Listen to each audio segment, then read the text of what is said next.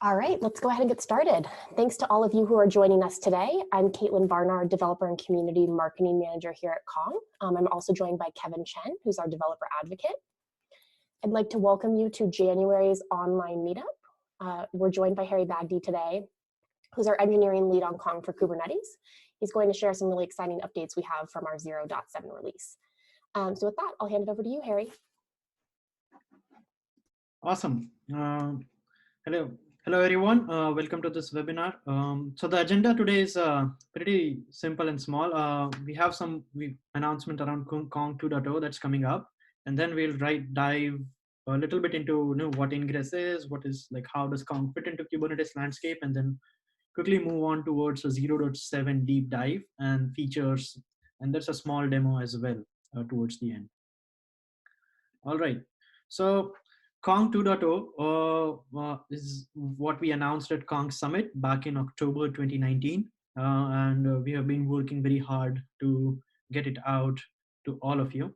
And we expect a final release around in a couple of weeks now.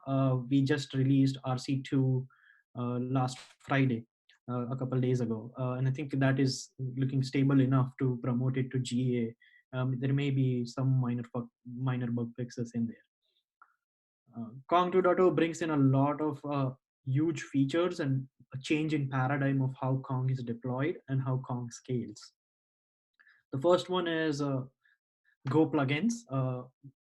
Kong has been written in Lua and works with OpenRust in Nginx. There was a huge demand that we wanted to satisfy was you get plugins in various languages. Go being one of the most popular languages today for software categories, network software like Kong, and so that's why it will be possible to write Go plugins with Kong 2.0. Second is a hybrid mode where we are going for a true data plane, control plane separation for Kong. This is a really exciting feature because it requires that Kong nodes which are handling traffic do not require a database dependency. So Kong nodes which are handling traffic connect to a control plane Kong node. And this is the same old Kong, you have the same Docker image. You connect to the control plane Kong nodes which take care of configuring your data plane Kong nodes. So you can lock down your database and have only a single control plane Kong node or a few control plane Kong nodes if you want HA, configuring a variety of data plane nodes, and these could be living in multiple data centers and things like that. We have added a lot of smaller features on which we'll be building up towards the rest of the year. Another feature is auto SSL. So as you know, Let's Encrypt certificate authority has become fairly popular. Kong already works with cert manager and other Acme providers or Acme plugins. We are now shipping Kong itself with an Acme plugin. So as soon as you expose your services via Kong, you can have an encrypted or TLS certificate for your domain, and Kong will start encrypting your traffic. This is all out of the box. You do not need to install any other component in your infrastructure. It's just Kong. And then finally, we also have buffered proxying. This opens up a lot of possibilities where you can buffer the entire response that you get back from upstream and then transform it in any way. You can transform host headers. You can transform all sorts of response headers as well, which was not possible previously.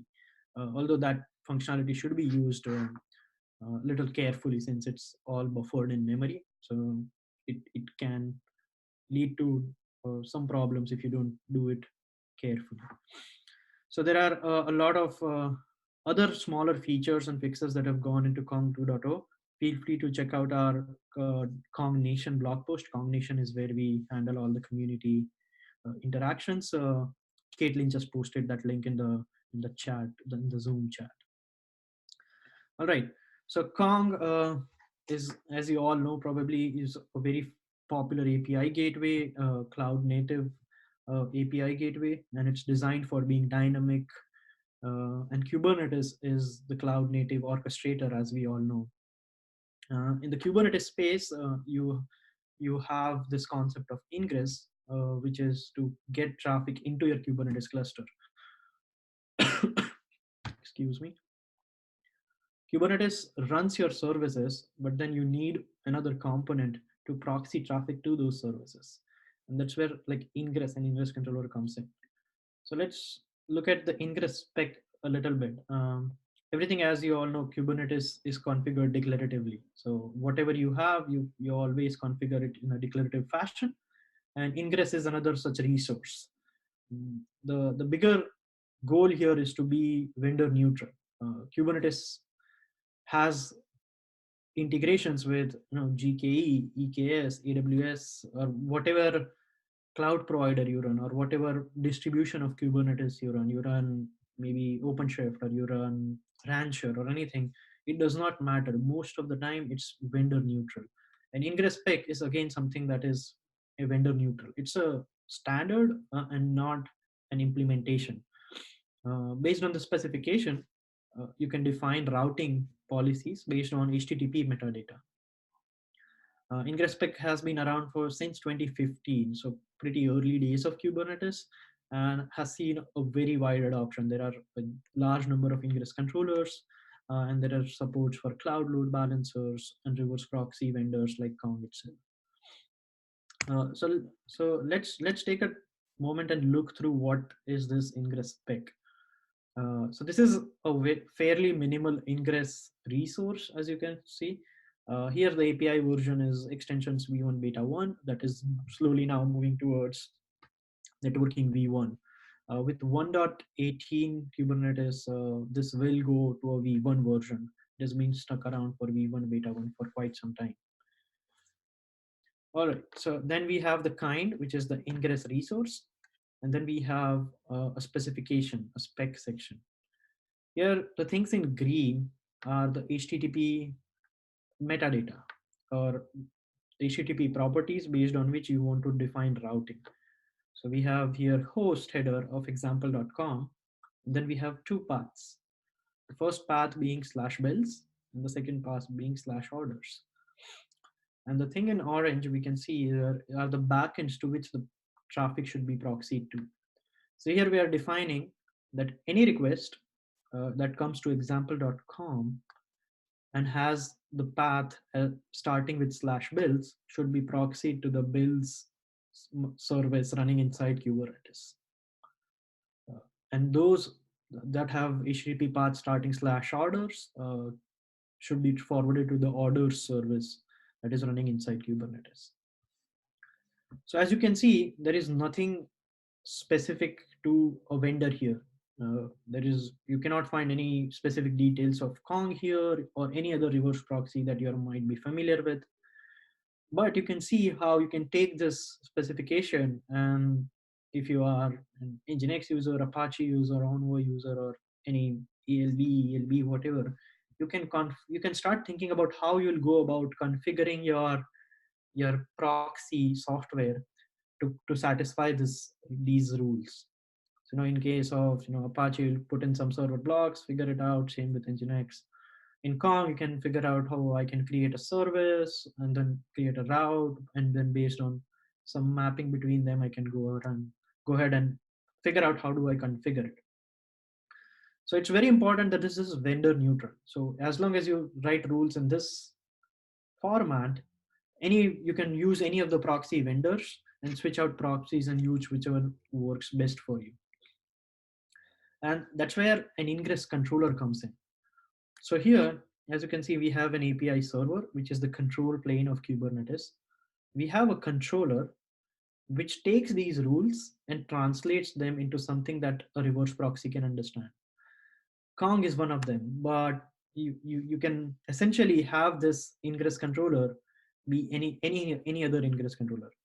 So you can have any other vendor which writes a controller, which manages the interaction here and configures the proxy here. So Kong for Kubernetes is our solution to manage reverse proxying inside Kubernetes and manage all your API traffic. You can get authentication, rate limiting, or a lot of plugins, load balancing right out of the box. So let's dig in a little bit into controller. As I said, it's the vendor specific part here. So the API server stores our Ingress rules. and the controller munges them together, translates them into something that Kong can understand in Kong's case. The controller keeps all track of all the communication and changes that are happening in your API, in your Kubernetes cluster. So imagine you deploy a new service and new containers are started up inside Kubernetes. The API server will notify that these are the new containers that have started up. And then the controller will configure the proxy to figure out, okay, these new pods have been added or a deployment has been scaled up. So Kong will now load balance across these new pods as well. Similarly, if a pod dies because of an error, or maybe you're scaling down since you're getting less traffic, the same events will be propagated to the controller. The controller creates a configuration for Kong that Kong can understand and then updates Kong.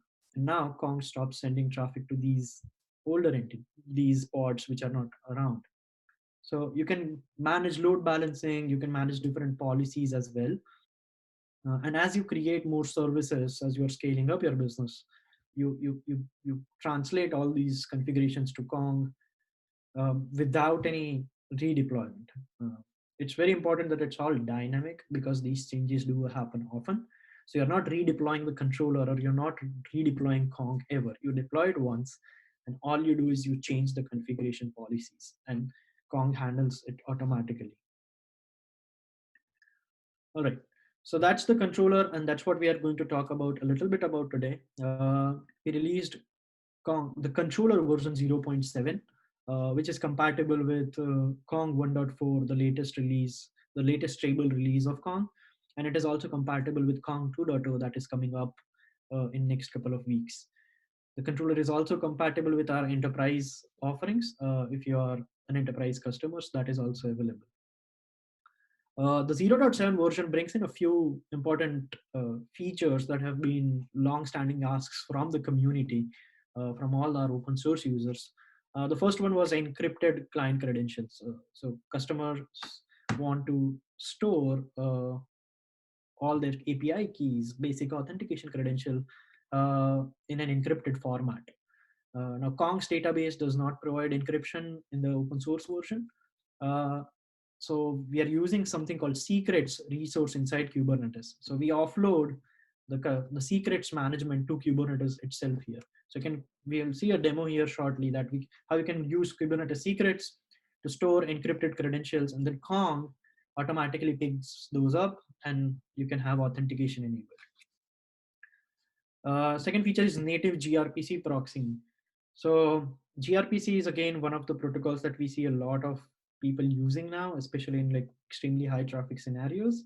And people wanted to do, route GRPC traffic through Kong Ingress itself. They do not want to provision another load balancer and then do that.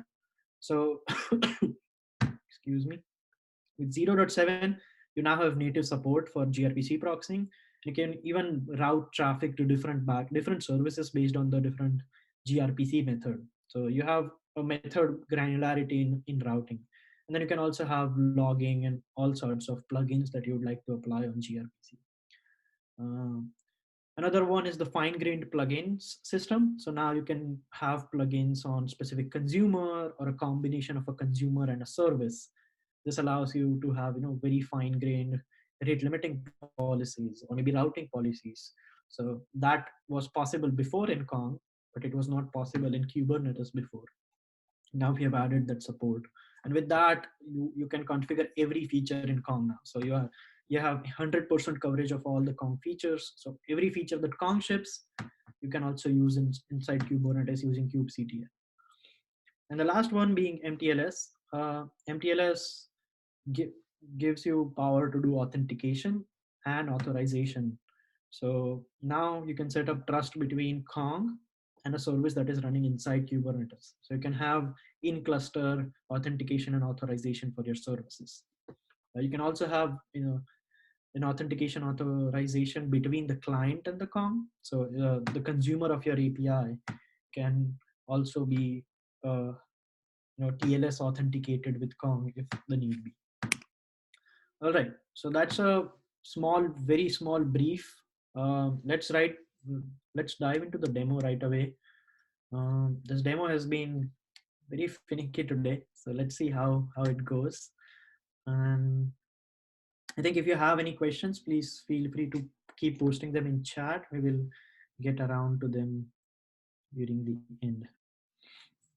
All right. So can everyone see my screen? Caitlin, can you see my screen? Yep. Awesome. So I have a Kubernetes cluster that is running in GKE. So I use GKE just because it's fairly simple to stand it up, but this is not there. Nothing in the demo is GKE specific. I don't have anything running in the cluster. No namespaces, nothing. It's pretty standard. What I'm going to go ahead and do is I'm going to install Kong's Ingress controllers. I'm going to install Kong for Kubernetes, which is as simple as just kubectl apply -f bit.ly/k4kds. When we execute this, it creates a few resources. So let's take a look at what it creates. So it creates a namespace Kong. So this is basically, so everything that is specific to Kong will be created inside that namespace.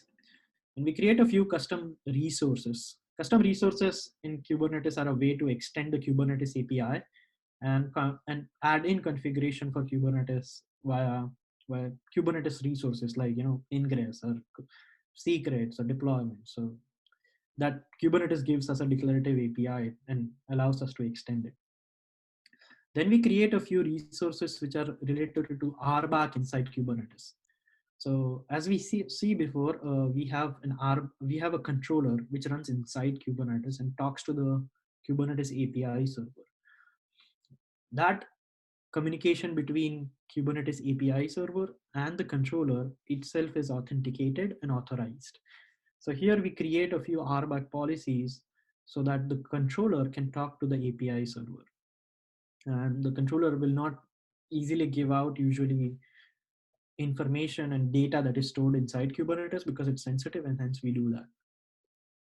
And then we create a config map for some Kubernetes specific extensions.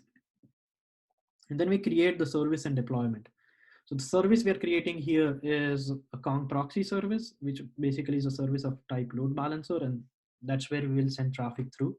Then we create finally the deployment. The deployment has two containers, the controller itself and the proxy. And then you can scale this deployment based on any number of metrics that you would like. All right. So next, let's check the services now. Service in the Kong namespace, and you can see that the Kong proxy service is online, right? So as you can see, GKE, since we are running inside the cloud, it took the external IP and it assigned it an external IP address. So I'm going to set an environment variable because we'll be using this throughout the guide. But do take a note of this IP address, and if you're interested, you can hit this IP address yourself. Let's try hitting it right here from my terminal. This is, and we can see that Kong actually responds back from our Kubernetes cluster. So we can see the server header here is Kong 1.4.2, and Kong responds back with a 404 because it does not know how to send traffic via this into this cluster, because we do not have any services running and we do not have any ingress rules. Next, I'm going to install our admission webhook as well. This is an optional thing, but it allows you to not make mistakes when you're configuring Kong. So what we are going to do here, I think I didn't do that correctly. So this is what I was referring to when I said the demo is a little finicky today. Delete secrets -and Kong. And then I think we have Kong validation webhook secret. All right, so let's try to do this again. And then we will recycle the pod here. Delete pod in the Kong namespace. All right.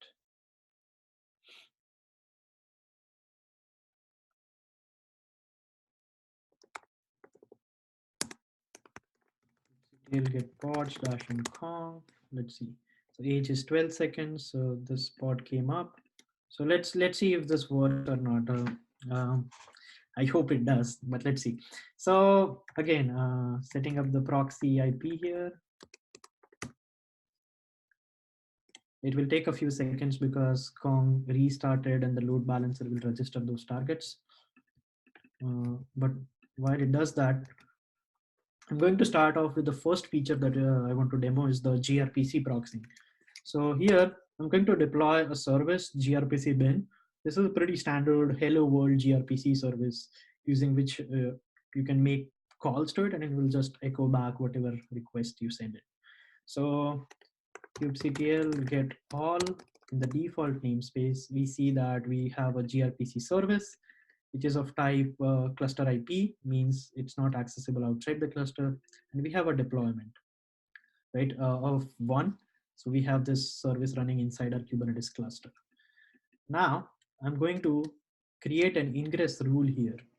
So I'm going to create this ingress rule and going to say that any traffic that comes through Kong should be sent to gRPC bin service. Now there's a catch here. As you can see, all the traffic you can define in Ingress is via HTTP. You cannot define a gRPC based routing via the Ingress resource. So the way we work around it is by using two annotations. So the first annotation that I'm adding is called configuration.konghq.com/protocols. And I'm adding gRPC and gRPCs. What this means is we are telling Kong that any traffic that is a gRPC traffic on the slash path, send it to that is a gRPC traffic, so proxy it accordingly. And then we are doing another annotation on the service resource saying that, okay, Kong got the gRPC traffic from the ingress rule, send this as gRPC traffic to the upstream as well. So by default, everything is HTTP in Kong, but we are now telling Kong that treat this as a native gRPC. So Kong will receive a gRPC request and send a gRPC request to our service. So that's a transparent proxy mechanism. So the client is not aware of anything going on. Even the server is kind of not aware of whatever is going on. All right. So we've got the gRPC traffic proxy configured correctly.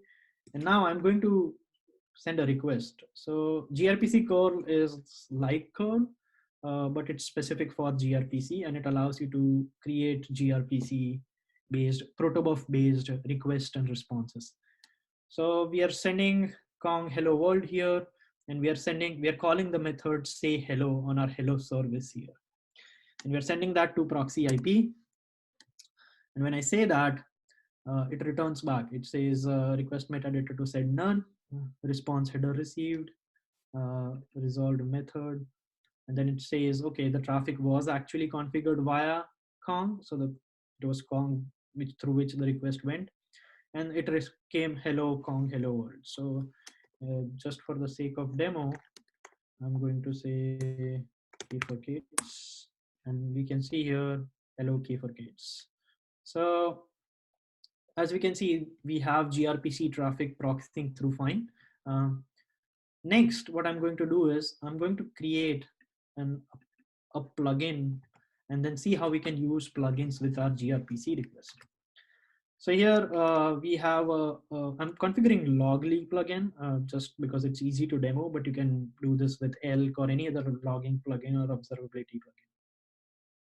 And then I'm specifying the protocols here as gRPC. So the plugin is executed for gRPC. So let's create that plugin. So we tried to create the plugin, but as we can see, there was an error here. As we can see, the error here is schema violation config.foo is an unknown field. Now the reason being, the Logli plugin definition in Kong, since this is a Kong specific thing, does not have a config property of foo. So this is an incorrect plugin definition, and this is on purpose that I did. The way this is working is using the admission controller. If you do not have the admission controller installed and set up, this would be created fine and things will start failing silently. and we want to avoid those silent failures, and that's why we have set up this admission controller. So this allows you to not make configuration mistakes very easily. It's not perfect, but it gives you a uh, lot many guardrails so that you don't step over those. So let's create the foo key inside config, and let's create this configuration. So we have created the Kong plugin resource. So if we do kubectl get Kong plugins, we can see the Logli plugin is created. The plugin type is Logli, so you can have different names for the plugin. Now we have created the plugin, but we have to tell Kong when to execute this plugin, right? So I'm going to create an annotation on our ingress rule and add in Logli plugin as the annotation. So what we are saying is whenever any request that is proxied via this rule, always execute the Logli plugin there. So I'm going to quit out, and then let's see. I'm going to my Logli screen. This is a free trial of Logli, and I'm going to search for last 10 minutes. As you can see, there are no queries in Logli, right? There are no log lines. I'm going to go back and execute my GRPC request. So let's execute this request. Hello key for kids. As we can see, the request went through. The response came through. All right. Now Kong will batch these requests. As you can see, there was no additional latency. The Kong proxy latency is less than 1 millisecond, as you can see here, because Kong takes all these logging information and batches them. So it will send over all the logs to Logli, the request response logs, in a batch. So it does not have any effect on Kong's performance or your request performance. So let's search again. And as we can see, we get two log lines here. Excuse me. The reason of two log lines is nothing to do with Kong, but how our gRPC client is working. Our gRPC client does not know about the schema of gRPC request. So the first request it makes to our service is /grpc.reflection.alpha1 and server reflection. This is to get back the schema types in gRPC so that the client can encode the gRPC request correctly. This is a gRPC level detail, and you can avoid these reflection requests if you embed your schema. But since we are using a CLI client, we use that. And the second request that we see is the second log line that we see is the log line for the request itself. So as you can see, my client IP address is this. This is the URL the request was sent to. These were the headers. So we can see content type is application gRPC, the route and the service that were selected, the response time, latencies, as we can see. Kong was responded in about a millisecond of latencies. Were there retries or no retries? And everything, all the details you can find in this log. And then you can also log additional headers if you would like. But as you can see, you can send logs for your gRPC request. You can send these matrix to Prometheus and things like that. And that's all possible for gRPC specific traffic. Previously, this was only HTTP traffic. Awesome. So we've got gRPC covered with Kong for Kubernetes. Let's deep dive back into the HTTP side and look into encrypted credentials and fine-grained plugins. So next, I'm going to install a simple service called HTTP bin. HTTP bin is a very popular, kind of an echo service inside that is available also as a Docker image. So we can see that there is an HTTP bin service that is running now. There is a pod for it running. And let's create an ingress rule to get to this service. So the ingress rule here is /free goes to HTTP bin, okay? And then on port 80. So I'm calling this one ingress rule. And then I'm going to create another ingress rule, which is the paid tier. So we'll differentiate in the free and the paid tier slowly, but let's create these two ingress rules. So now we already have gRPC request flowing through, through the same Kong, now we are sending HTTP requests as well. So we have proxy IP /free/status, excuse me, and then proxy IP /paid status 200. So if I do 201, this will return back a 201. So whatever status code that we put here gets sent back basically. So as we can see, the requests are identical. So there is no difference in how you're sending requests. So there is no change in that. Those /free and /paid are identical at this point. Let's start differentiating those two tiers. So let's say we have an API which we want to have some free usage, but then have higher API limits for authenticated use case. So I'm going to introduce another plugin called a key auth plugin. So the name for the plugin, we are naming it as HTTP bin auth, and the plugin type is key auth. So let's create this plugin, and then I will edit our Ingress resource for the paid tier to execute this plugin. So whenever a request comes to /paid, Kong will ask for some authentication information from the client. All right, so we have added that in. Now let's try to again request the /paid path. As we can see, here's the returning server is Kong. So Kong is responding back with a 401 unauthorized. So Kong is not letting this request through. But if you request it via /free, Kong does let it request through. And you can see that it's HTTP bin which is actually responding. So we've got authentication set up and Kong is asking for authentication. How do we authenticate ourselves? So let's say you have partners and consumers. So you want to give them an API key. So here I'm going to go ahead and create a Kubernetes secret. Kubernetes secrets are stored in an encrypted form in etcd, the Kubernetes data store. So here we are creating a credential type of key auth, and our API key is my super secret key. Okay. So we are going to use this credential later on. So we created a Kubernetes secret. We did not create anything specific to Kong. We created a Kubernetes secret, and this will be stored encrypted. Next, we are going to create a consumer of the API. So whenever the request is executed, we also want to know the identity of the person. So my name is Harry. So I create a Harry consumer, and I give a credentials array, and I associate this credential that I just created in the previous step, Harry API key, as the credential here. So whenever I use this API key, we can know that it was me who did it. And so let's go ahead and create this credential here.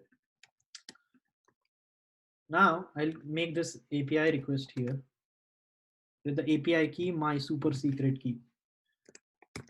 And you can see the request succeeded. If anybody in the audience wants to test it out, you can test it out. This IP is publicly accessible. So if you see, this is the IP. So if you make this request with the API key, you will get through. Let's set the wrong key, and we can see that we cannot get through this API. All right, so we have got encrypted credentials. We have secured one of the endpoints in our API, in our web application. Next, what we want to do is do some sort of basic rate limiting, right? Any API that you expose on the internet, and people can and people will abuse it. So let's introduce some more API limits and have some differentiation there.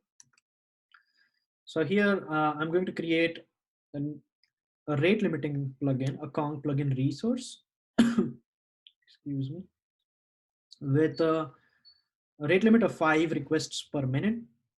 And we can see that we are limiting based on IP addresses, right? We're storing this information in Kong itself.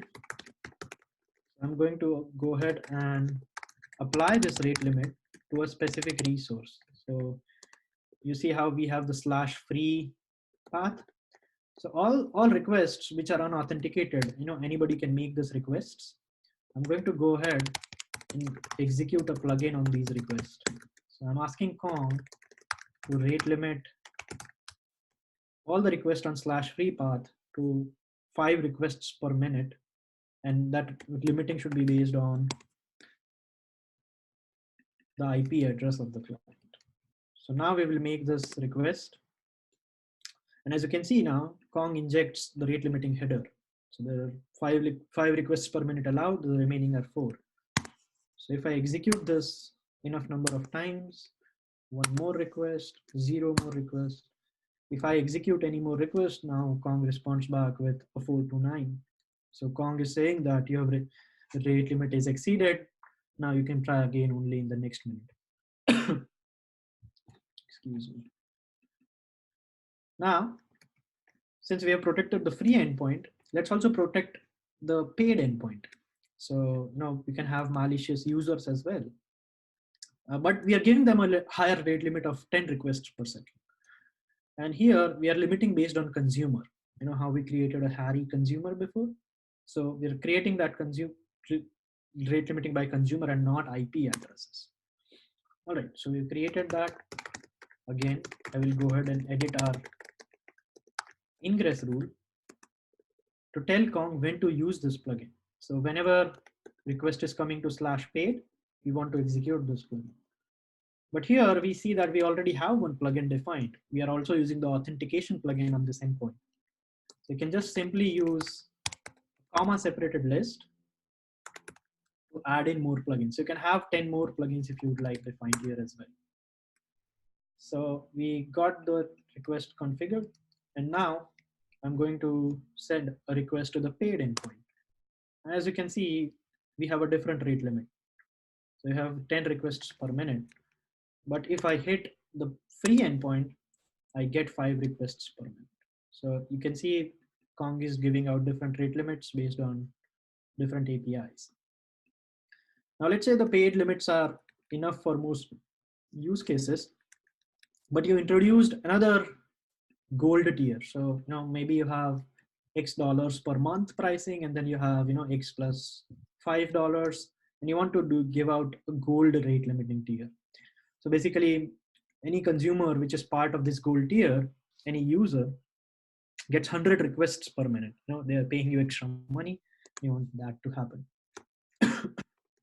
So again, we're going to create a plugin. We created a Kong plugin, HTTP bin gold tier, and then we are going to add yet another plugin to this array. So we have HTTP bin tier plugin, right? So we have this defined now. And now we are going to create some more consumers for the API. So I'm creating I'm basically provisioning an API key for a user 1.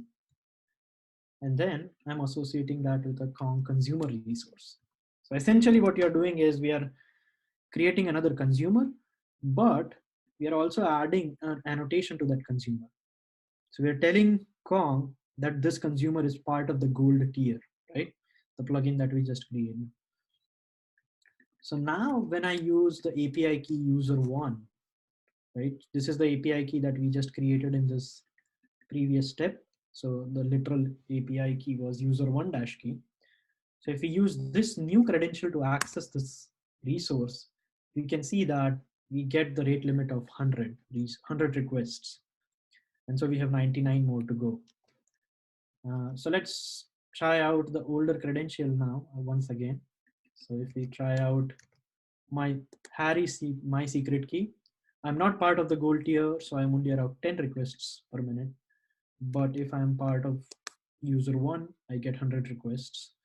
And if I don't want to authenticate myself, I get free requests. And meanwhile, we can also proxy GRPC requests. So you have everything going on at the same time. It's not that you can use only one or the other at once. Awesome. So I think that summarizes how you can do GRPC traffic proxy. You can do HTTP. You can do authentication rate limiting. There are caching plugins. You could just need to do key authentication. There are whole set of other plugins involved as well. And here we did everything using kubectl. That's the most important part here, that you can leverage existing Kubernetes tooling to manage Kong's configuration. We did not interact with Kong's admin API. There are Kong specific resources in Kubernetes, but there is nothing specific to Kong when we interact with it. Everything we do via kubectl. So you can use your existing CI/CD pipelines. You can use Kubernetes to manage Kong itself.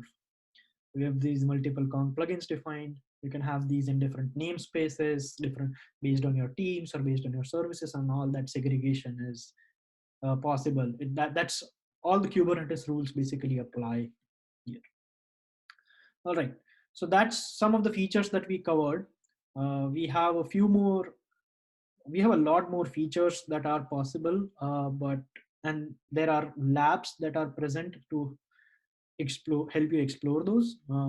You can do load balancing using Kong Ingress, so you do not need another load balancer. You can do very dynamic load balancing based on sticky sessions or just some least connection, something like that. You can do also routing based on HTTP header and HTTP method. So if you are doing some kind of A/B testing or something like that, you can do that. There are a variety of plugins that come bundled with Kong for Kubernetes. The most prominent ones that you would care for are Prometheus and Jaeger.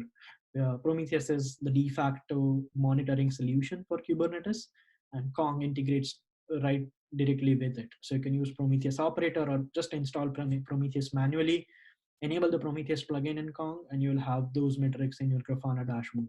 You can set up alerting based on latencies or error codes and things like that. So you can monitor all the services that are running inside Kubernetes without instrumenting them with Prometheus. So you do not have to change code in your services.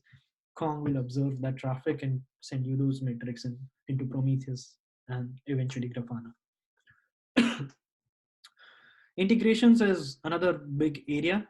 So cert manager is again something we call for automated TLS certificates from Let's Encrypt and any other Acme CA. It's a pretty standard solution inside Kubernetes, and we integrate right directly with it. There's nothing special with Kong there. And same with external DNS. So you create ingress rules with, let's say, api.example.com. Your DNS provider can point that to the Kong IP address. So everything is pretty much automated for the reason that it's easier to set up these clusters multiple times, easier to recover this and when a disaster does happen. So these are the features, and that's all that I have for you guys today. Here are some very important links, so please follow along these bit.ly links. If you follow along the documentation, there are also labs available. So I would like to point that one out. So if you go to, this is the one URL that I would like to share with everyone, is konglabs.io. So you go to www.konglabs.io/Kubernetes. And we have a lot of workshops here. So if you can use any of the workshops, and this is a super friendly environment here. So you don't need to install Kubernetes in your machine or anything like that. All you just need is just come here and start just using this cluster. So you can launch a Kubernetes cluster. You can do everything you want in this browser itself. You do not need to install anything, and we have like guides on how to do leverage each and every feature inside Kubernetes. So please use this as well. And that's it. That's all that I have for you guys today. Let's jump into some questions. If anyone has questions, I think we can post in chat, or we can even use you can directly use Zoom as well to ask your questions. Yep, feel free to either drop them in chat or unmute yourselves and ask live.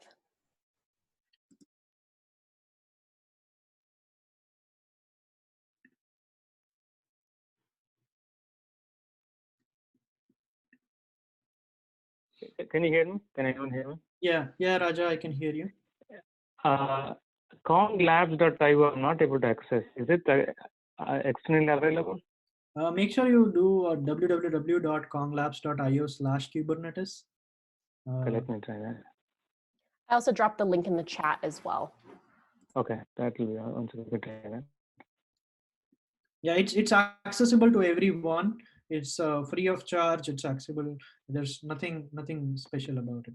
No, it's not working. It says the DNS server is not valid. Oh, you know what? My company, I think they're blocking it. I'll try my from home. Okay. Okay. Okay, that's fine. Thank you. Any other questions?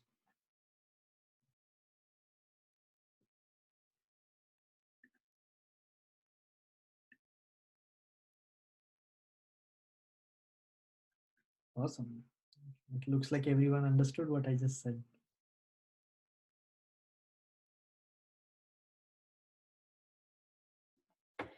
Sorry, I realized I'm on mute. Awesome. Well, feel free to follow up with us on Kong Nation, or we also have a Slack channel in the Kubernetes Slack if anything comes up as you start diving into this. And thank you all for joining us today. The recording of this will be online later today as well. Our next call is on February 11th, where we'll dive further into Kong 2.0. So thanks again and have a great day, everyone.